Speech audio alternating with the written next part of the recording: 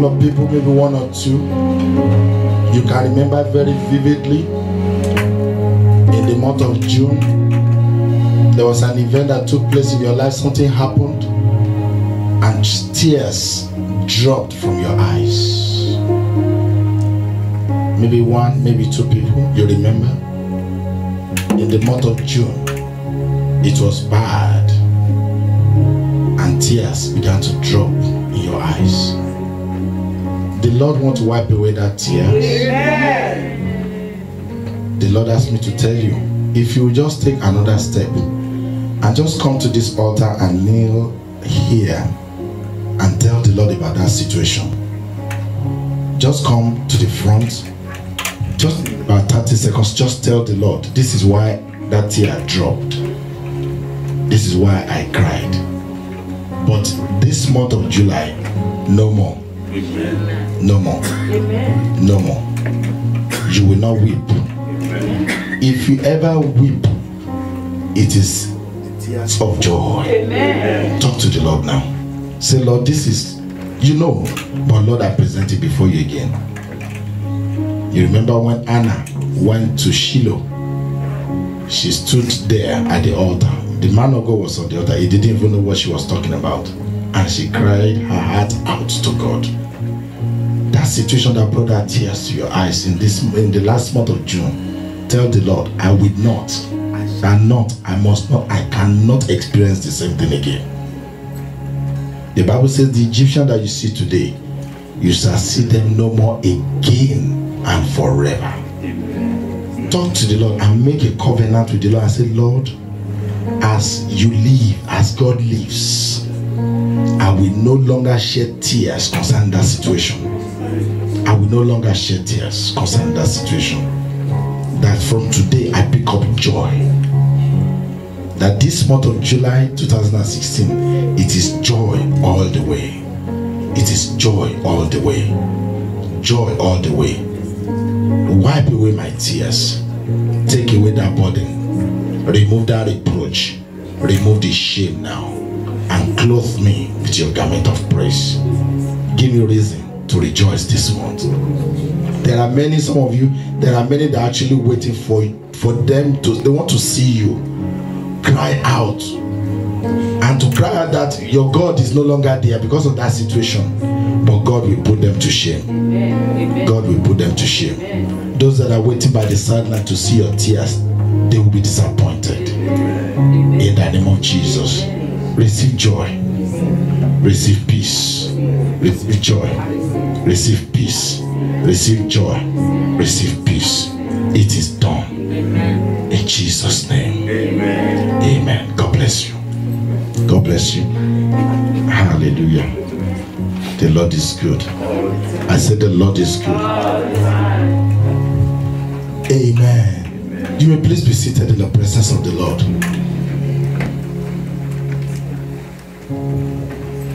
Hallelujah.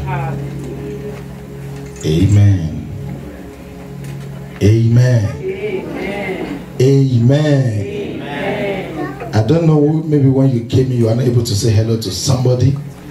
I want to give us a couple of seconds to go around and tell somebody hello while the children are moving to their classrooms. Go ahead and tell somebody good morning. You are looking good. You are welcome to the house of the Lord. Am I communicating? Some may not be able to stand up. Go and meet them. If they don't stand up, you go and meet them.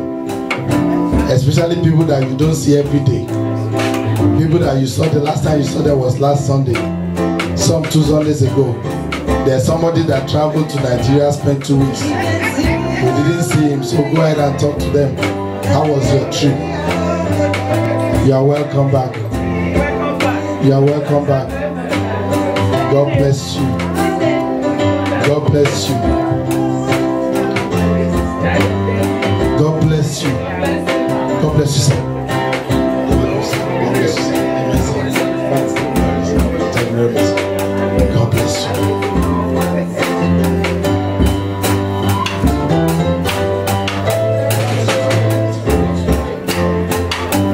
Amen.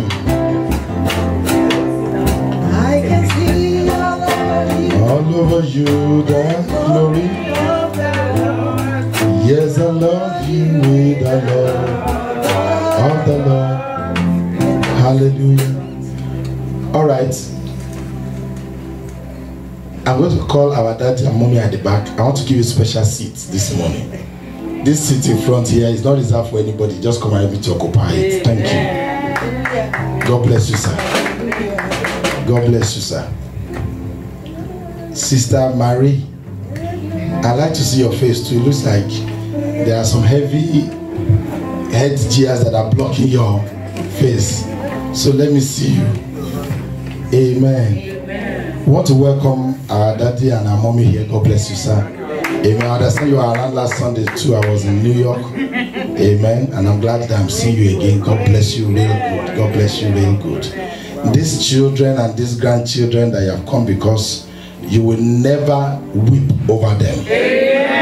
In the name of Jesus Christ. Your joy concerning these children shall be full. Amen. In the name of Jesus. Every desire, every prayer that you say every morning over these children, over your grandchildren, God will grant them. Amen. In the name of Jesus Christ. Your labor over these children, you will enjoy the reward. Amen. To the fullest. Powers that say you will not enjoy them, those ones will pack up. Amen. In the name of Jesus. And I pray for you, it will be in good health and in prosperity. Amen. I say in good health and in prosperity. Amen. In the name of Jesus Christ. You will not, there will be no, you will not experience any kind of sickness that make old people to be bedridden, that make old people to be locked up in the nursing home. That will not be your portion. The Lord will renew your strength like that of an eagle. You will carry your children. In the name of Jesus Christ. It is well with you, sir. It is well with you, man. God bless you. And I want to welcome the daddy and the mommy of the baby that we dedicated 2 Sundays ago. God bless. What's that your last name again? Ubo. God bless you, sir. God bless you. It is well with you in Jesus' mighty. How are the children doing? Bouncing in the Lord. Amen. I want to thank God for Sister Marie too. I met her during the night vigil. She was here night vigil, and then I've met her son Philip. He was here on Saturday. Well, what were you guys here? Friday to do keyboard training, and some other children. Let's encourage these children. Amen. I wish I had encouraged him earlier than this, because there used to be a time that we'll hire a keyboardist and we'll pay him $100 for playing for like 15 minutes. Amen. We'll pay him $75, and then immediately they finish singing, they will just walk out of the church. Amen. So you need to encourage these children. There is talent inside of them, but if we don't help them to bring it out, it will look as if they don't have it. Praise the name of the Lord. In fact, we even paid for music teacher to be teaching them. At the end of the payment, they didn't learn anything. Until God touched their head, they are praying. And then a friend of ours, just showed them a few things, and they started playing by ear. And maybe that was just like maybe 2 Saturdays or something. And since then, he's been playing and teaching himself. Some of these children, what they can teach themselves, you will be amazed. Buy the equipment for them. They need keyboard. There's $45 keyboard, $100 keyboard. Give it to them. Let them be practicing on it.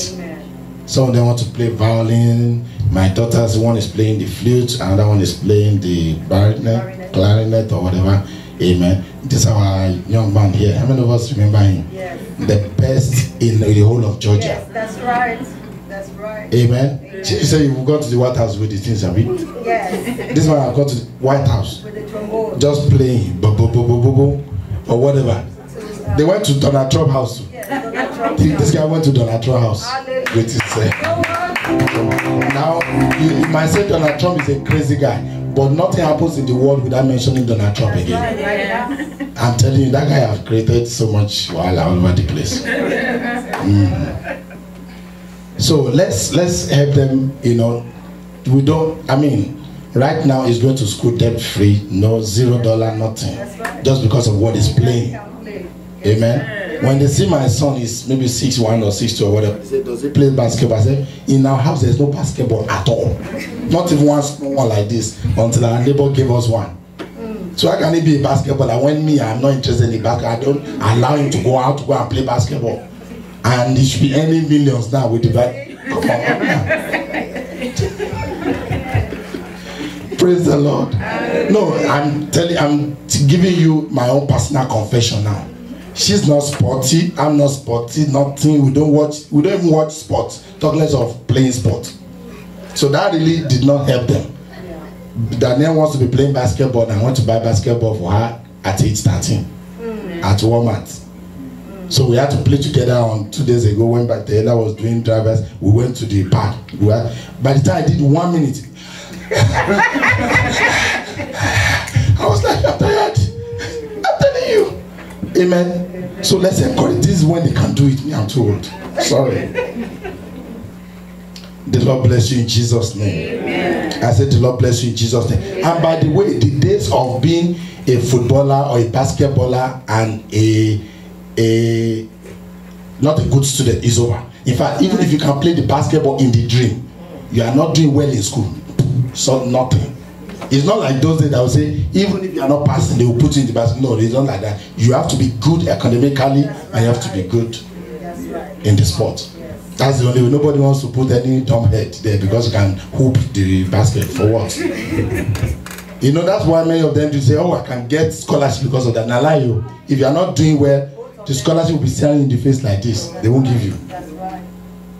So let's help them. The Lord bless them in Jesus' name. And they are already in their last month. At least those of them in Georgia, they are already in their last month of summer. That's right. And the last Sunday of this month is the 5th Sunday. They are the one that are going to coordinate the service. How many of us were here on the last Sunday of June? I wasn't around, so I was in Arkansas. But I watched this young lady that preached. It was like, wow. If you know what is inside of these children, just give them an opportunity. When you give them an opportunity, you will know what you have been doing as a parent. Amen. They will not disgrace you. They will make you so proud. But you got to allow them, you know. So on that last Sunday of July, which will be their last weekend, last Sunday before they go back to school, they are going to take the Sunday school, the Bible study, the whatever it is, the preaching and everything, and we're going to be blessed in Jesus' name. So let's help them as they prepare for that last Sunday in Jesus' mighty name. The Lord is good and all the time. Amen. We had a wonderful time here on Friday night. Many of you don't show up, but it was a very powerful service on Friday night. You can watch it if you go to our website, go to mypowerpoint.org. The first video there is from the last night vigil. Amen. Like this morning, people are watching right now in Africa, in Asia, in Europe. Somebody's even watching in Atlanta. He was the one that was sending questions, you know. Praise the name of the Lord. So many people are there getting blessed by your ministry, by your church. So let's make sure we keep praying for this church, that God will continue to use this church to reach out to many all around the world in Jesus' mighty name. And let me tell you, as you do that, there is a treasure that's waiting for you in heaven. There's a treasure waiting for you in heaven. People may not recognize you. They may not say, oh, thank you for singing, thank you for playing the drum. They may not, but God recognizes your labor. And He will reward your labor of love in Jesus' name. Praise the name of the Lord. This morning Sunday school, and I think the last 2 Sundays will be talking about what? Unequally yoked. If you want to sit down, you can sit down. No problem. Unequally yoked. Now, that word sounds very big, but it's a word that applies to all of us. And I found out that there are so many questions that are coming out of that unequally yoke. Now, there is the first error of believing that unequally yoke is only talking about spiritually. When we talk about unequally yoke, it's talking about getting into the wrong kind of relationship. Not necessarily husband and wife relationship. It could be business relationship. It could be relationship with your neighbor. It could be relationship. We all have jobs and we have relationship at work. That's right. We have social life. We have relationships in the social realm. Amen. Now, like they say from where most of us come from, show me your friend and I will tell you who you are. Amen. It is very important. Now, you will not have any problem believing me if I say, please ever get some water. Amen. Amen. Do you notice that rich people fellowship with rich people? God bless you. Are you hearing me? Yes. Rich people relate most of the time with rich people. A carpenter that wants to relate with the CEO of an IT company just because he's also a sole proprietor, he's the CEO of his carpenter shop, they will have a problem. Yeah. Are you with me? So when you say unequal, it means you are not at par with the person. You are not at the same level. Now let me tell you this. I had this very long time ago. If a rich man comes to me, no. I won't be offended because I'm a rich man too. Is there any poor man in the house? No. Nobody. All right. So if a rich man goes to a poor man and says, can you imagine, see your pant is torn, the poor man will be offended. But if a rich man comes and says, oh boy, what happened to your jacket? Now why is it torn? Oh boy, I never changed. I'm going to buy another one. You know, this $3,000. I'm tired of the thing sale. I'm looking for a $3,500 jacket. They will just joke with it because they are equal. But when you relate with people that are not on the same level with you, that doesn't have the same understanding, that doesn't have the same principles. Now, this morning when we were teaching in the Sunday school, our Sunday school teacher was telling us there's what you call principles, there's what you call doctrines. Churches have doctrines. There is Christ doctrines, there is church doctrine, and there's personal doctrine.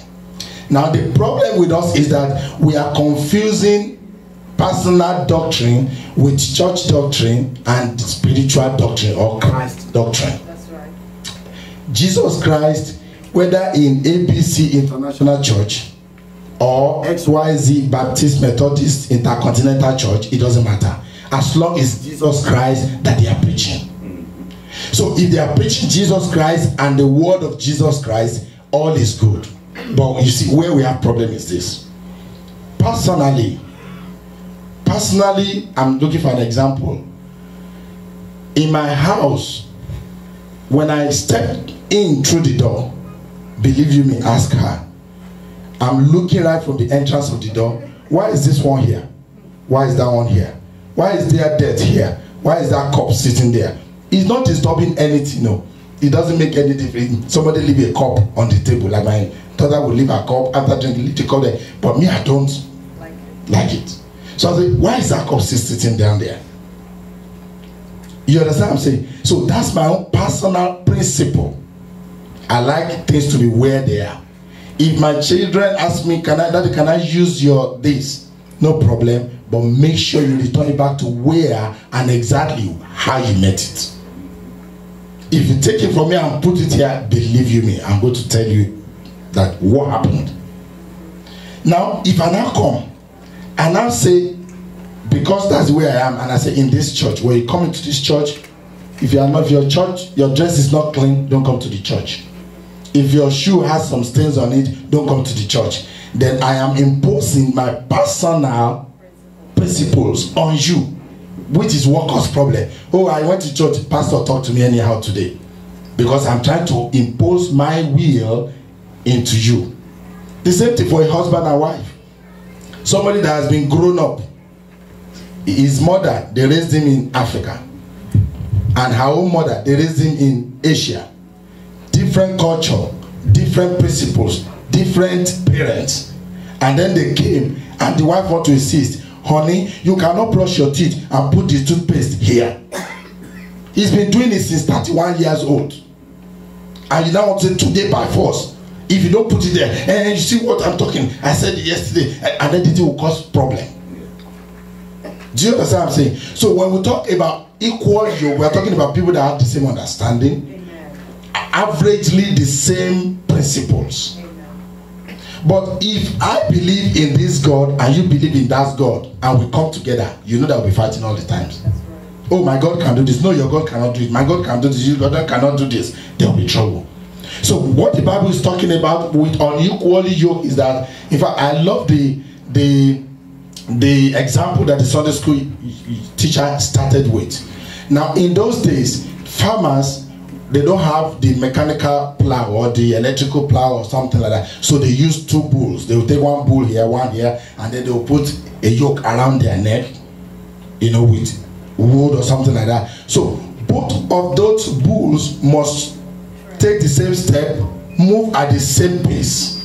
So if 1 bull is heavy, another bull is tiny, will they be able to walk equally? No. So that's where that unequal yoke comes. You and your partner, or you and your friend, or you and your colleague in the office, the reason why you're having so much friction is because you have different level of understanding. So now, if you now take that into spiritual world, now it does not mean because I'm a Christian, born again, a pastor, I should not have an unbelieving. I cannot have an unbelieving friend. Let me use that word. It is not wrong in itself by having an unbelieving friend. Like when I was in college, as I was saying during the Sunday school, most of my friends, she knows them, the Brahmins, they are all Muslims. During their celebration and everything, I go to their house, we celebrate together. But now the danger of unequal yoke is what is very important that you must know. And one key that came out, we looked at Solomon's experience. Solomon had wisdom in everything, in judging the people, judging the nations. He had wisdom. But when it came to marrying wife, Solomon threw that wisdom, he put it on the floor. Married 300 wives and 900 concubines. And then trouble came into his life by force. He invited trouble into his own life. And God had warned the children of Israel, don't marry from these Moabites, the Hittites, the Jebusites, the Amalekites. Why? Because their God is different from your God. Your principle is different from their principle. Your understanding is different from their understanding. Now, the reason why I was able to relate with those friends that I talk about that are Muslim was because I have made up my mind. We are in the same school, we go to the same classes, we can be friends on that level, but when it comes to religious belief, we don't even go there. But now the thing is when 2 people are in a relationship, one is bound to influence the other. Now it depends on your own strength that will determine whether you are the one influenced or you are the one influencing. Take for example, I don't smoke. I gave this sometimes ago. I don't smoke, but I got to the airport, and maybe I am one of these light passenger or whatever, and I said, oh, I want to go into the lounge. You know, they have special area for people that are in first class, business class. Maybe I have some money, and then I went in there, and inside there, people were smoking, but I did not smoke. If I go in there, spend about 5-10 minutes, and I come out of the place, what are you going to perceive? You are going to perceive the smoke in my body. So people are going to begin to ask me, do you smoke? So now there is a rub-off in every relationship. Yes, sir. Have you ever heard? Look at this, daddy and mommy. I don't know how many years you have been married, sir, if you can tell us. 45. 45 years. Tell me that you will not see what looks like daddy in mommy. There is a way that you begin to see husband and wife say, they look alike. They are not from the same mother, they are not from the same father. But because they have been together for a long time, she can virtually tell you what this man will do when you wake up in the morning. Maybe you will wake up and then the first thing you will yawn. You will never know that. But she knows because 45 years with him has made them to become one. Yes. She has influenced him and he has influenced her. That's what relationship is all about. So if you are being influenced by the wrong person, then you're in trouble. Yes, sir. So that's where the problem lies. It's not about having friends. Yeah, you can have friends, but when they begin to change what you believe, this is the way your parents raised you to, because you are now in college, and then you went for 1 semester and you came back home and you begin to speak through your nose. Your father cannot understand you anymore, just because you are being influenced by the new environment that you have found yourself. That's where it comes in. So be careful who influences you. That is the bottom line. As long as they are not trying to drive you away from your God, pull you away from your beliefs, you are good. Do you understand what I'm saying? So it's very important that we know that there will always, if any man that has no relationship, that person is having a problem. That's right. If you cannot find one person that you can relate with, there's a problem. So you relate with people based on who they are, based on who they have become. And then if you're able to influence them because you have a positive attitude, great. But if you are not, don't let them influence you. If they are beginning to influence you, anybody in your life that does not add value to you, that's an unequal yoke. That's right. If the person is always taking from you, always giving you problem, that I know now, don't pick me up on this. And I know that because of the scripture, because of the world that we live in, a lot of things have happened that many women, for example, for instance, they are locked up in a marriage that they are virtually in a cage every day. Do you understand what I'm saying? Yes. You have talked, you have prayed, you have fasted, you have done all you could. Now, that question came up during the Sunday school. And the question was, if I find out that the person that I'm married to is not thinking the way I'm thinking, what should I do? If I ask that guy, with 45 years, he has seen it all. There's nothing he has seen. Man, everything, they have seen it. 45 years.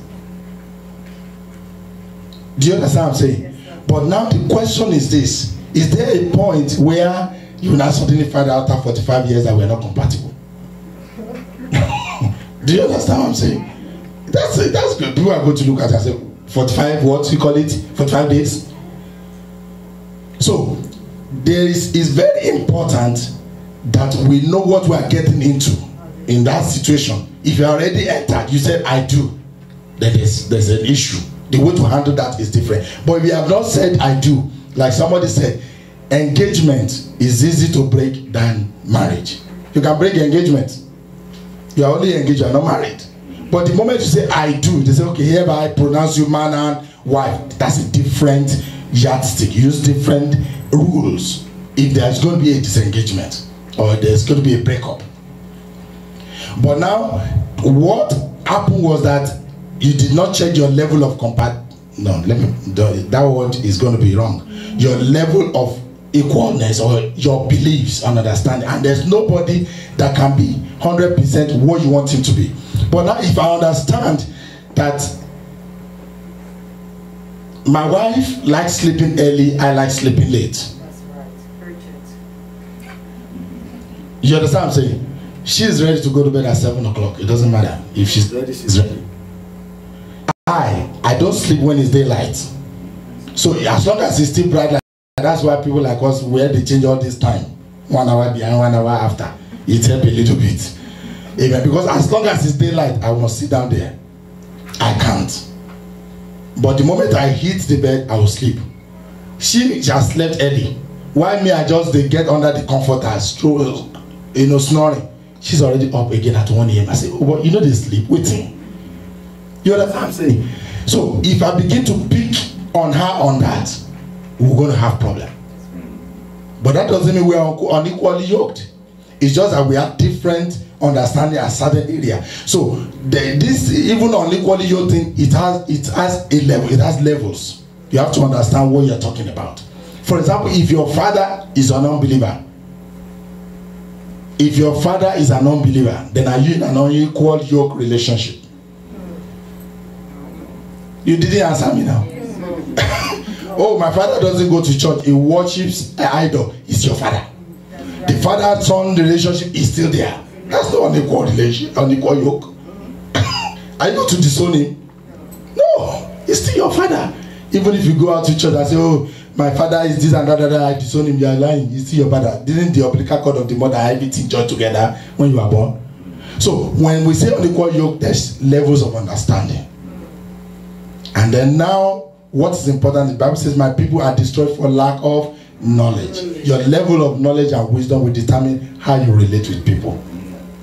If they call you today and they say, come and be personal assistant to maybe a special advisor to Obama, you say, no, Obama is not a Christian. In fact, Donald Trump said he must be a Muslim. So because of that, he will not take the job.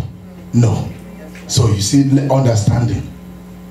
So when you now get in there, you now know how to relate with him, whether he is or is not. That's not the issue.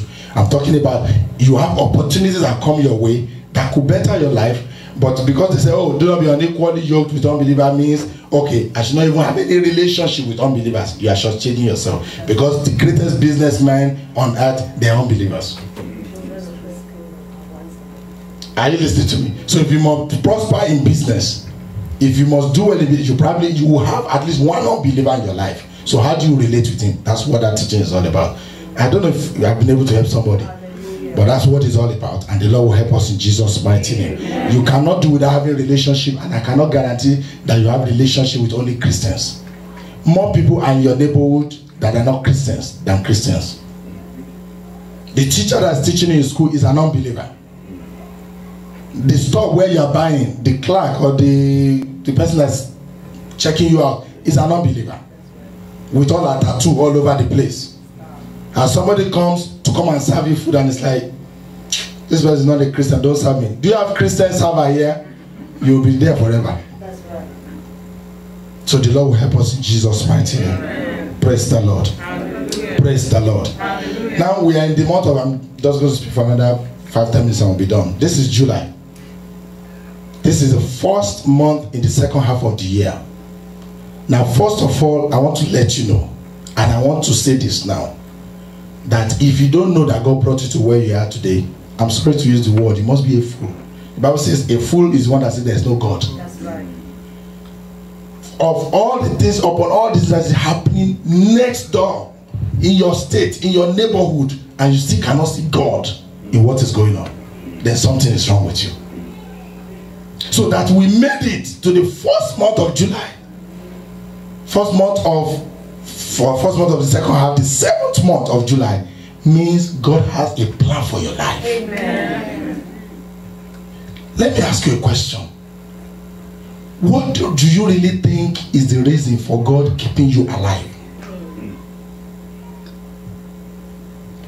If you want to be very spiritual, you say it's because so that I can win souls. All right. I agree with you. But since the day you've not been winning souls, have God been winning souls? Yes. Can God win souls without you? Yes. So why did he keep you alive? Oh, if God takes me now, see, I have little children. Little children. I can't go anywhere now. Who said so? Who said so? There are children that were born and the mother did not make it at delivery. And those children have become big people in town, in the world. That's right. So who says you must be there?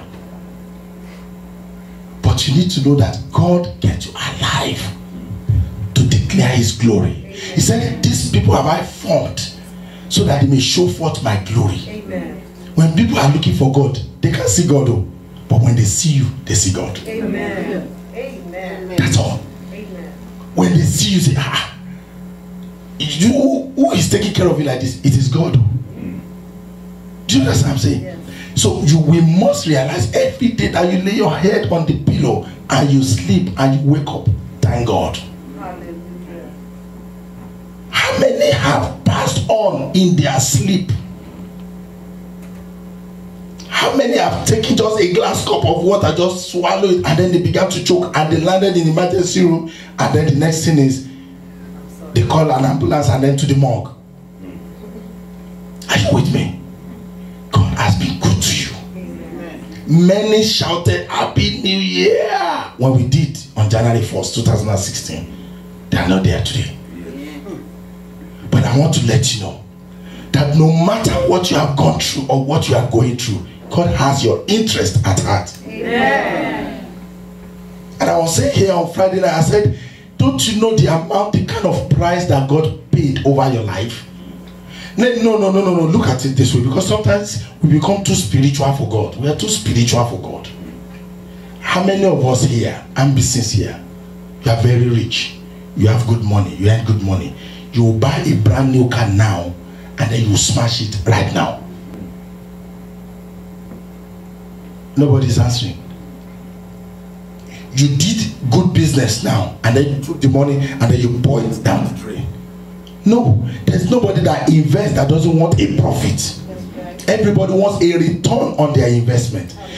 God has invested in your life and in my life. John 3:16 says, for God so loved the world that he gave his only begotten son. How many people can give up their children? So God every day, he looks at the price that he has paid over your life and he said, you must live. Amen. He says, you must wake up. The devil said you will not wake up, but God said, you will wake up. Amen. The devil said you will not make it. God said, no, you will make it. Amen. The devil said you will beg for bread. God said you will not beg for bread. Amen. The devil says that you will not succeed.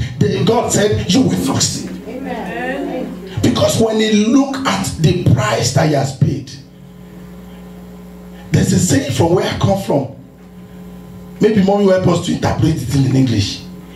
Babi no more any kiodeno and banazo. No, there is no. I would interpret it.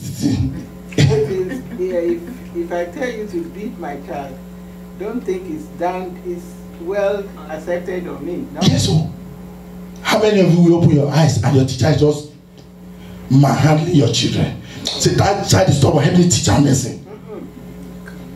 When we were growing up, when teacher beat you in school and you come home, you don't report it all. Because now they will start another beating. But that doesn't mean the mother that labored, that shed blood on you for 9 months. You will see the men, the fathers, say, come back here. They will give you another 6 lashes. But Allah inside, it didn't reach.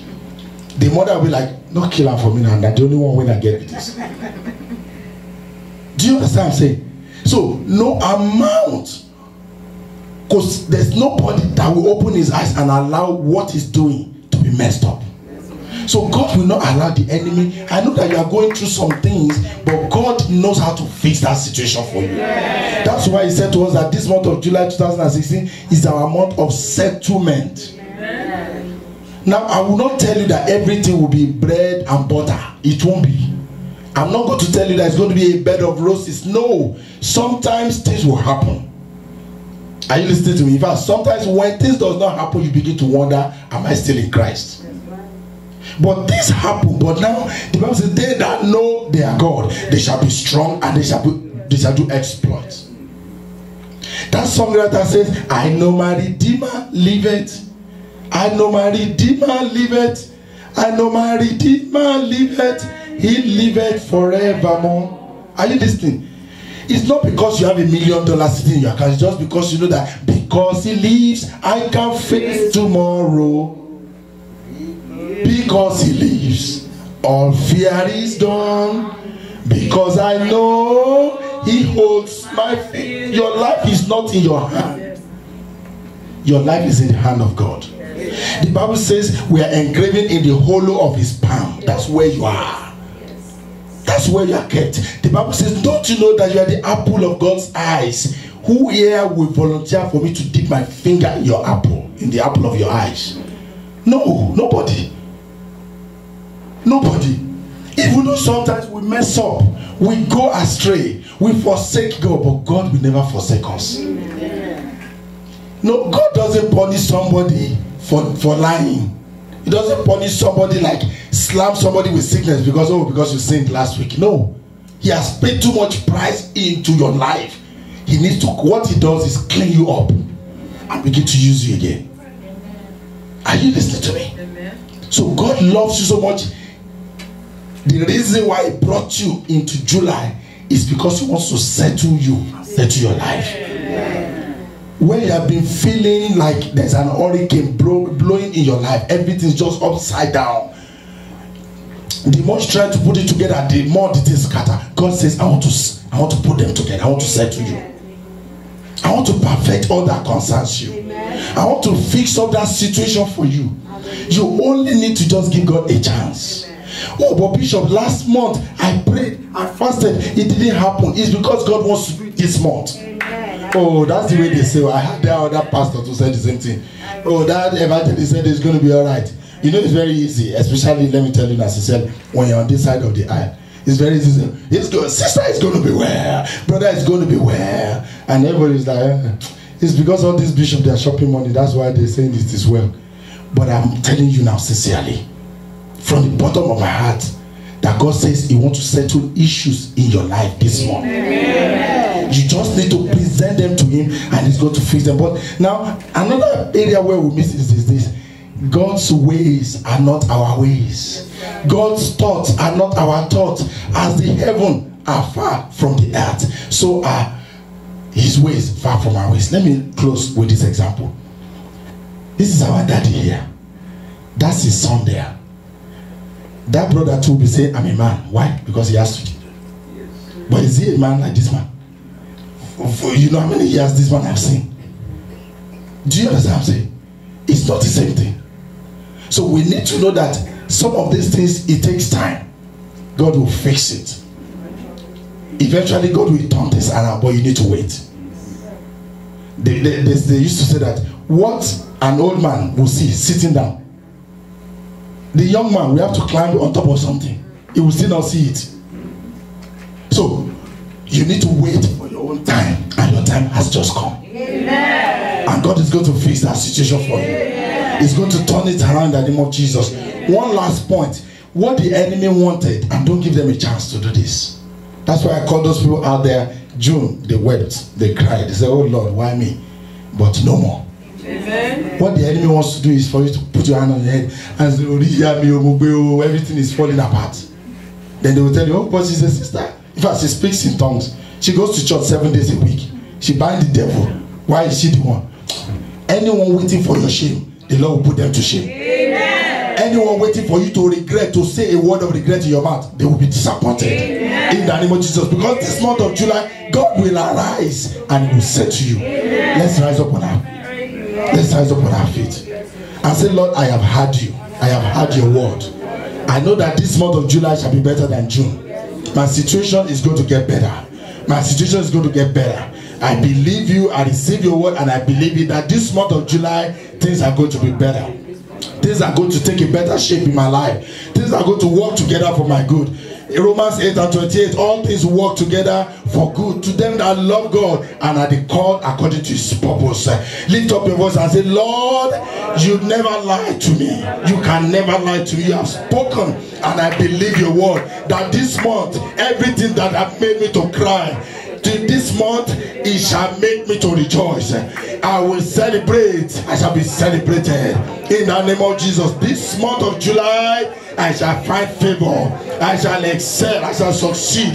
Where I have failed last month, I will succeed this month. Where I have lost out last month, I will receive a blessing this month.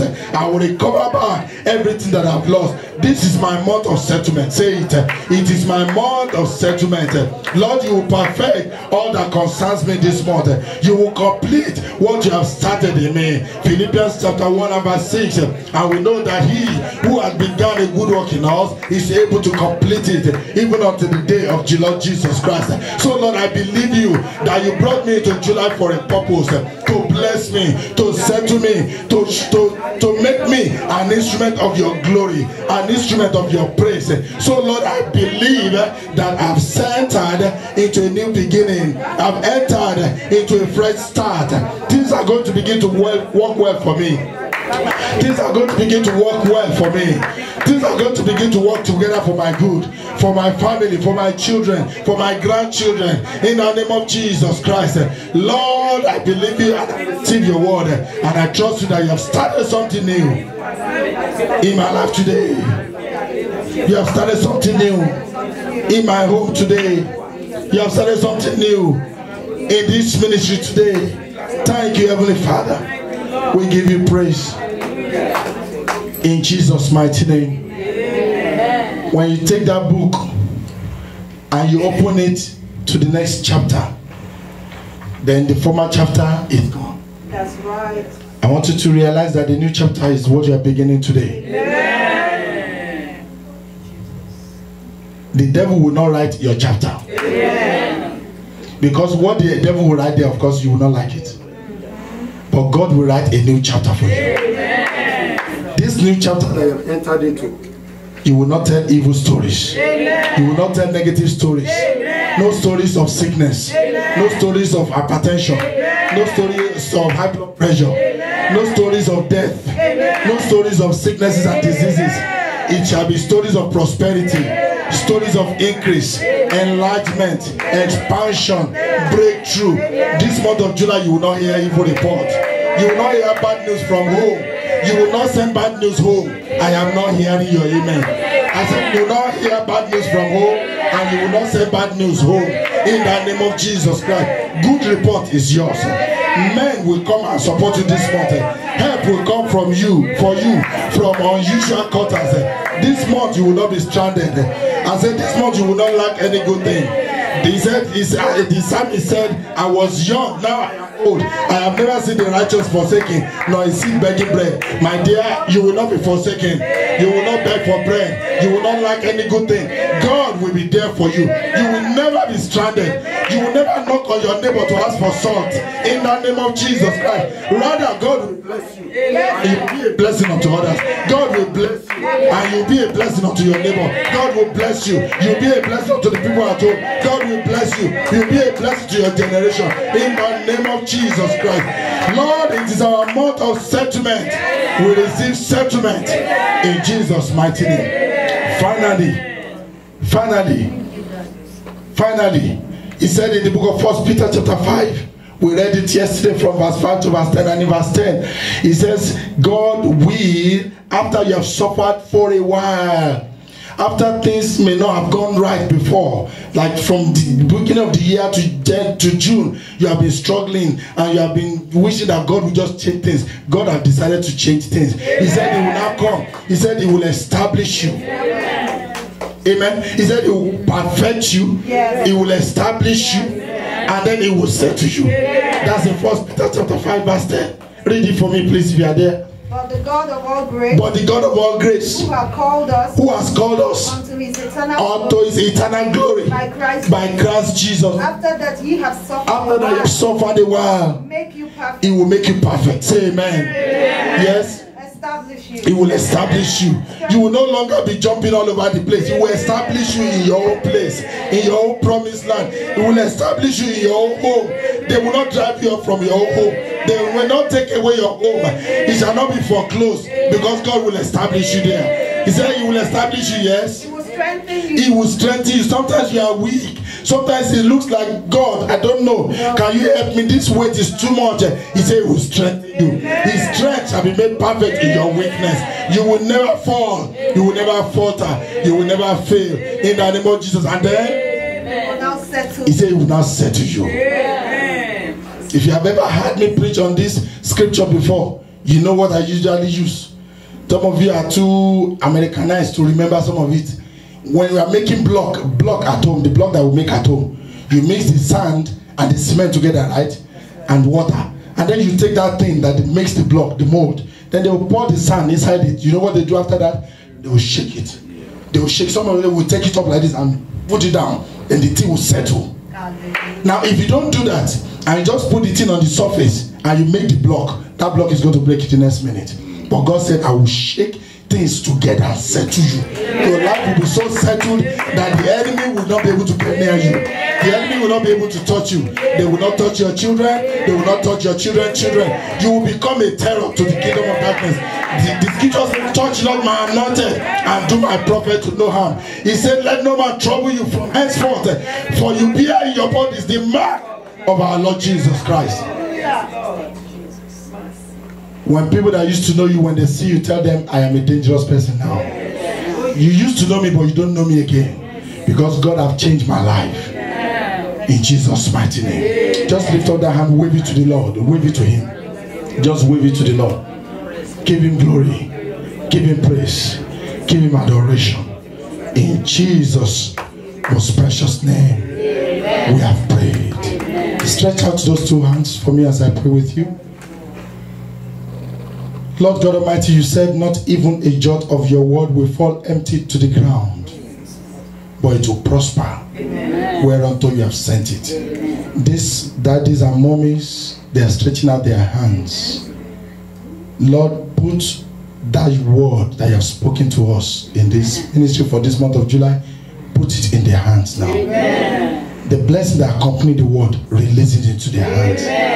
The promotions, release it. Breakthroughs, release it. The favor that they need in this month of July, release it into those hands. Lord, bless that hand.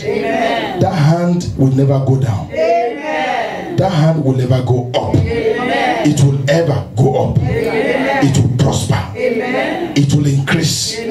Whatever you lay that hands upon, it will succeed. You lay it upon your children, they shall be healed. They shall become wiser than their teachers. You lay it upon your business, that business will flourish. Your business will no longer be determined by what the exchange rate says, because the blessings of the Lord is upon your hand. In the name of Jesus. If you are a student, you are studying, that hand, as you lay it upon your head, wisdom will come. You are a father, the wisdom to be a father, receive it. You are a husband, the wisdom to be a husband, receive it. For mothers and wives, receive the wisdom to be mothers and wives. The wives, the Bible says, the wise woman builded her home. Receive wisdom to build your home. In the name of Jesus Christ. And as you go out there this week, this month, and begin to do all you have to do, I want you to go out there by faith, believing that you are not there by yourself, that God is accompanying you. And you will return to tell wonderful stories and testimony. It is so declared. Your doors are opened. We command the doors of July to open for you. In the name of Jesus. Every blessing that July has to offer, they shall come near you. They shall come into your home. In the name of Jesus. But all the disaster, the tragedies, terrorist attack, like at the airport in Istanbul, Turkey, like at the one in Bangladesh, like the 9/11s, like the Orlando, Floridas, they will see you and they will run. The day the roads are going to drink blood, the days the witches and wizards, they are going to do blood blank on the road, you will not travel that day. In the name of Jesus Christ. The day they are going to shoot people in the theater, even in the church, the Lord God Almighty will send them in another direction. They will miss their target because you are not their target. The Bible says, thanks be to our God who has not given us as prey to their mouth. You are not one of them. You are not a prey. If the devil is looking for blood, one man said when on this journey to New York, he said, what are they waiting for when there are animals, bulls and cows that have unlimited blood? If they try to touch your blood, they will choke to death. Your life is a danger zone from today. The lives of your children and your children's children, they are danger zones. In the name of Jesus Christ, I cover you with the blood of Jesus. I cover everything that connects with you with the blood of Jesus. This month of July, you will not have any regret. You will no regret for you. You are now Baba, no regret. And Mama, no regret. In the name of Jesus Christ, the Lord will put a new song in your mouth. You will dance a new dance and you will glorify your God. So shall it be. In Jesus' name we have prayed. Come on, give the Lord a clap offering. Hallelujah. Amen. You may please be seated in the presence of the Lord. God bless you. Hallelujah. Amen and amen. We are done with the service. We're just going to take our offerings at this time. And then the announcement. Okay, we'll take the announcement and then we'll come and say the benediction. Get an envelope to bless God. Now, whatever you are giving, big or small, is a sign of appreciation. To say